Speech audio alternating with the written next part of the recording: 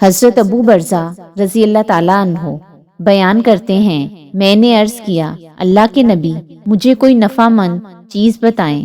آپ صلی اللہ علیہ وآلہ وسلم نے فرمایا، مسلمانوں کی گزرگاہ سے تکلیف دہ چیز کو ہٹا دے۔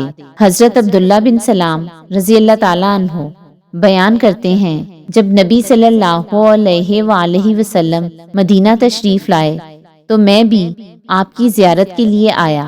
جب میں نے غور کے ساتھ آپ کا چہرہ مبارک دیکھا تو میں نے پہچان لیا کہ آپ کا چہرہ کسی جھوٹے شخص کا چہرہ نہیں۔ آپ صلی اللہ علیہ وآلہ وسلم نے سب سے پہلے فرمایا، لوگو، سلام عام کرو، کھانا کھلاؤ، صلہ رحمی کرو، اور رات کے وقت جبکہ لوگ سو رہے ہوں نماز پڑھو۔ اسی طرح تم سلامتی کے ساتھ جنت میں داخل ہو جاؤ گے۔ حضرت عبداللہ بن عمر رضی اللہ تعالیٰ عنہ بیان کرتے ہیں، رسول اللہ صلی اللہ علیہ وآلہ وسلم نے فرمایا، رحمان کی عبادت کرو، کھانا کھلاؤ اور سلام عام کرو، تم سلامتی کے ساتھ جنت میں داخل ہو جاؤ گے۔